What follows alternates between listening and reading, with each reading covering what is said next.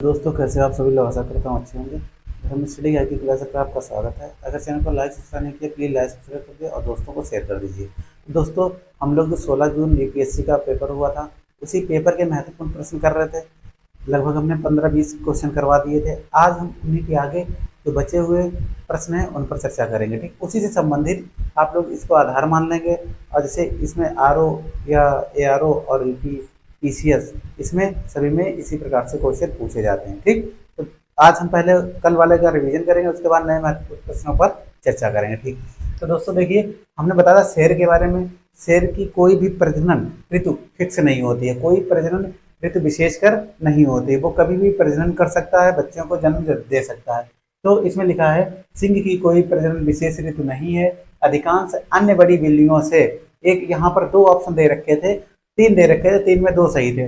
तो अधिकांश अन्य बड़ी बिल्लियों से भिन्न चीता दहाड़ता नहीं है। चीता दहाड़ता नहीं है, याद रखना।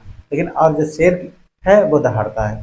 ठीक, अगला है 100 मिलियन किसानों के संबंध में एक योजना चलाई गई थी। इसका लक्ष्य क्या था? यह नेट शून्य कार्बन प्रकृति सकारात्मक खाद्य और जल प्रणालियों की ओर संक्रमण को तेज करने के लिए एक मंच है, जिसका लक्ष्य है किसानों की पुनरुत्थानशीलता में वृद्धि करना। ठीक, किस प्रकार से खेती को किया जाए जो नेट जीरो कार्बन हो, कम से कम कीटनाशक का प्रयोग हो और उर्वरा शक्ति उनकी बरकरार रहे। ठीक, तो इसका ये लक्ष्य था। फिर दूसरा था हाइड्रोजन द्वारा चालित, जो भी वाहन हाइड्रोजन द्वारा चल रहे हैं। फ्यूल सेल इलेक्ट्रॉनिक वाहनों से निकलने वाला क्या होता है? इसे जो डीजल पेट्रोल से चलते हैं उनमें धुआं निकलता है, लेकिन जो फ्यूल से इलेक्ट्रॉनिक वाहनों से निकलने वाला जो होता है वो जल वाष्प निकलता है। किससे? जो हाइड्रोजन द्वारा चलित होते हैं। क्लियर? अगला महत्वपूर्ण प्रश्न था संपार्श्विकृत उधार लेन देन किससे संबंधित है? तो भाई साहब ये मुद्रा बाजार से संबंधित। किससे? मुद्रा बाजार से। क्लियर? फिर अगला है कुल प्रजनन दर, टोटल प्रजनन दर की बात कर रहे हैं। देखिए कितना महत्वपूर्ण प्रश्न है। एक महिला की गर्भधारण, जब महिला को यह वो गर्भधारण करती है, गर्भधारण की आयु के अंत तक जन्मे जीवित बच्चों की औसत संख्या, उसे कुल प्रजनन दर कहते हैं। मोस्ट इंपॉर्टेंट याद रखना क्या है? एक महिला की गर्भधारण आयु के अंत तक जन्मे जीवित बच्चों की औसत संख्या, ये क्या है? कुल प्रजनन दर है। क्लियर?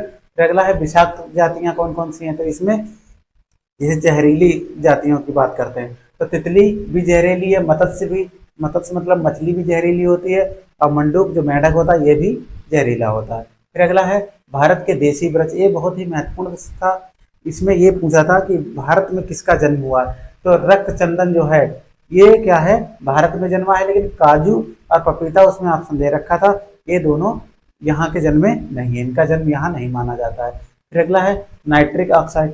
नाइट्रिक ऑक्साइड से महत्वपूर्ण जो है वो मानव शरीर में संश्लेषित नाइट्रिक ऑक्साइड जो होता है वो जो नलिकाएं होती हैं इनमें उपलब्ध होता है, उपस्थित होता है, जो रक्त वाहिकाओं को विस्फारित करता है, जो रक्त को स्पंदन करने में, रक्त को एक जगह से दूसरी जगह ले जाने में क्या करता है? मदद करता है। क्लियर? फिर अगला है रेडार। रेडार जानते हो? रेडार का उपयोग किया जाता है तो पशुओं के प्रवास पर नजर रखना, पशु जहाँ रहते हैं उनके प्रवास पर नजर रखना, ये रेडार का प्रयोग हो गया।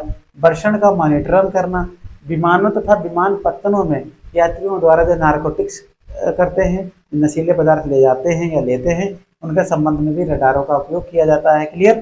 फिर अगला महत्वपूर्ण प्रश्न था पांचवी पीढ़ी के लड़ाकू विमान कौन से हैं? तो इनमें से कोई भी। तो दोस्तों, जो हमने बताया था आपको कि आज जो है नए महत्वपूर्ण प्रश्न करवाएंगे, वही जो यूपीएससी एग्जाम था उसका जो पेपर हम करवा रहे थे, लगभग 40 क्वेश्चन हो गए थे। आज उसके आगे 10-15 क्वेश्चन करवाएंगे। ठीक है, तो आज का पहला प्रश्न देखते हैं। पहला प्रश्न था बहुत ही महत्वपूर्ण प्रश्न। देखिए, एंशिएंट हिस्ट्री पूछी गई, मिडिवल हिस्ट्री भी पूछी गई, ठीक, और मॉडर्न भी पूछी गई।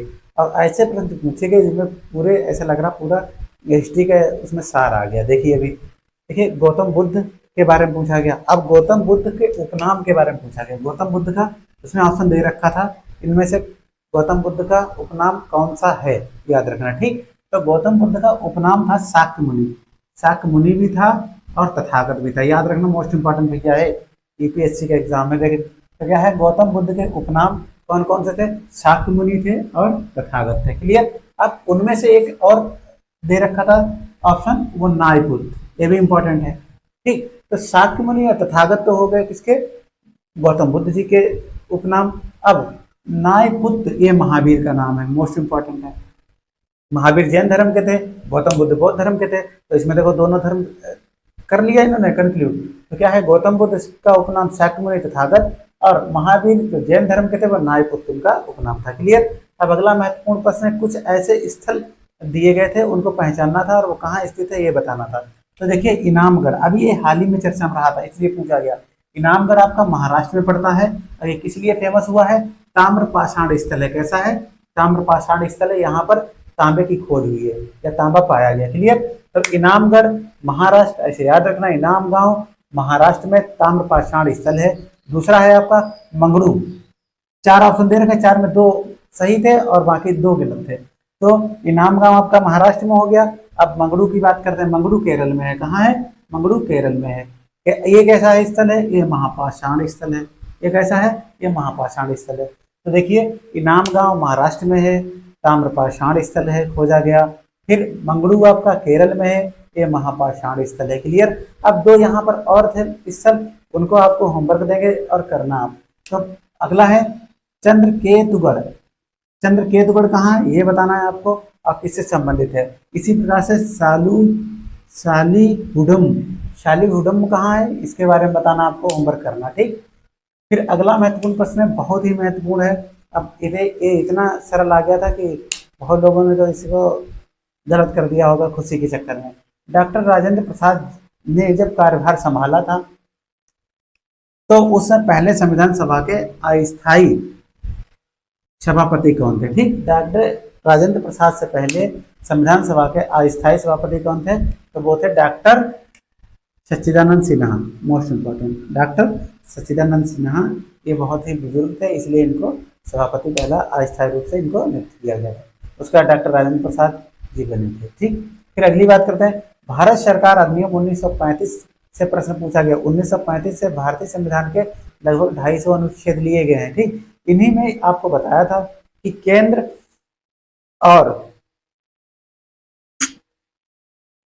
तो भारत सरकार अधिनियम जो 1935 था, इसमें ब्रिटिश भारतीय प्रांतों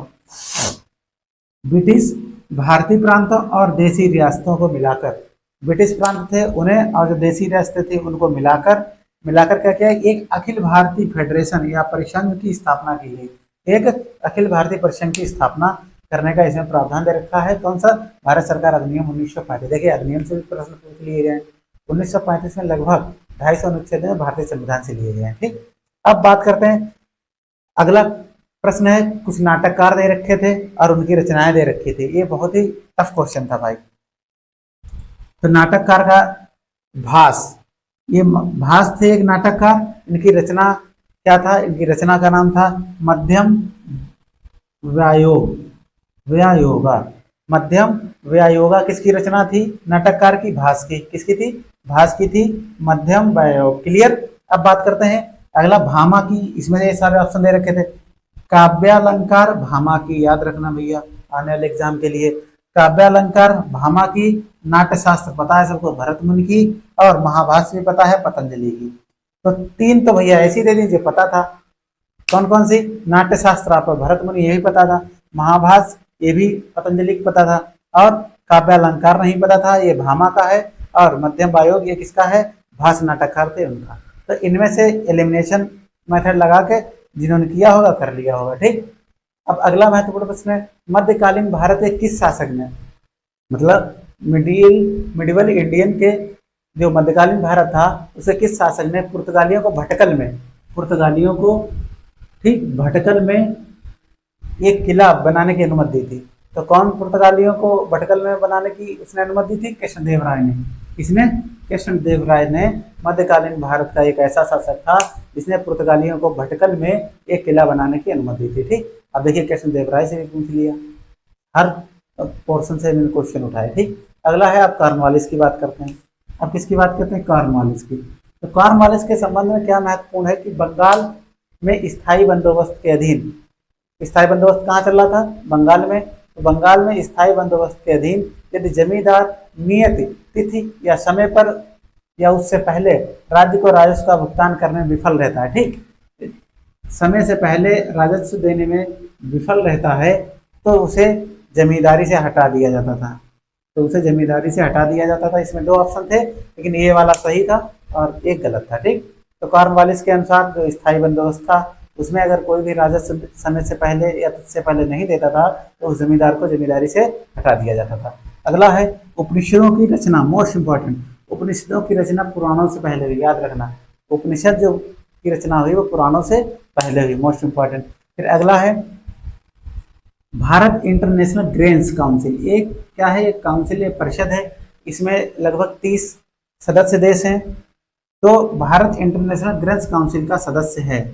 उसमें पूछा गया था है, दूसरा है इसकी स्थापना। अब ये भारत जो इंटरनेशनल ग्रेन्स काउंसिल है, अब इसकी आपको होमवर्क करना है, इसकी स्थापना कब हुई और इसका हेडक्वार्टर कहाँ है। ठीक, इसकी स्थापना, हेडक्वार्टर, और हमने सदस्य देश तो बता ही दिए थे, इसे भारत भी इसका सदस्य देश है। फिर यूनेस्को की यूनेस्को से इस बार 2 प्रश्न पूछे गए थे।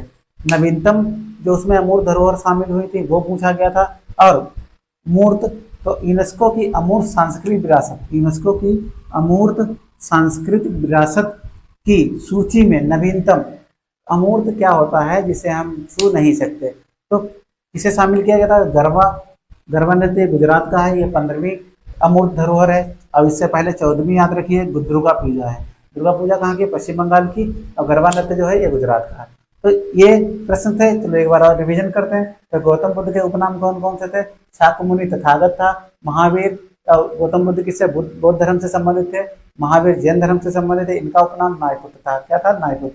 अब बात करते हैं इनाम गांव, ये महाराष्ट्र में पड़ता है, ताम्रपाषाण स्थल से संबंधित है। ठीक, फिर मंगलू केरल में है, महापाषाण स्थल से संबंधित है। क्लियर। अब चंद्र केतुगढ़ ये बताया, आपको होमवर्क दिया। और शाली हुडुम ये आपको होमवर्क दिया, करना है आपको। डॉक्टर राजेंद्र प्रसाद के कार्यकाल संभालने से पहले संविधान सभा के अस्थायी सभापति कौन थे? डॉक्टर सच्चिदानंद सिन्हा, जो बहुत ही बुजुर्ग थे इसलिए इन्हें बनाया गया था।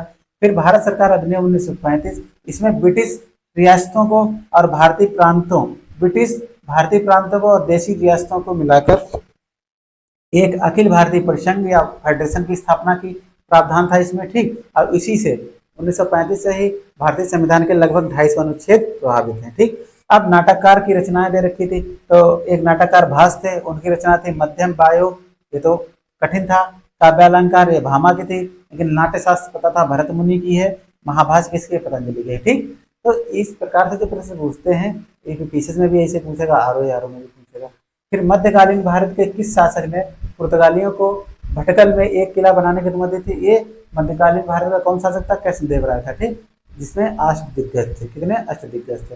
फिर कॉर्नवालिस ने बंगाल स्थायी बंदोबस्त के तहत जो भी राजस्व समय से पहले या इससे पहले नहीं देता था या जमा करवाता पाता था, तो उसे जमींदार को जमींदारी प्रथा से हटा दिया जाता था। फिर है उपनिषदों के बारे में बताया था। उपनिषदों की रचना पुराणों से पहले हुई थी, मोस्ट इंपॉर्टेंट है। भारत इंटरनेशनल ग्रेन्स काउंसिल का सदस्य है। इसकी स्थापना कब हुई? इसका हेडक्वार्टर कहाँ है? अब इसमें सदस्य देशों की संख्या कितनी है? 30, ये बता दिया आपको। यूनेस्को की अमूर्त सांस्कृतिक विरासत में की सूची में नवीनतम गरबा 15वें नंबर का, इससे पहले दुर्गा पूजा 14 नंबर का था। कोलेश्वर मंदिर अभी शामिल हुआ था, ये आपको याद रखना, लेकिन इसमें मूर्त में मूर्त धरोहर में आएगा। तो ये इस प्रकार से जो महत्वपूर्ण थे उनको हमने कराया। अब आपको हम कल कराते हैं कुछ शेष। तो आज के लिए इतना ही। जय हिंद, जय भारत।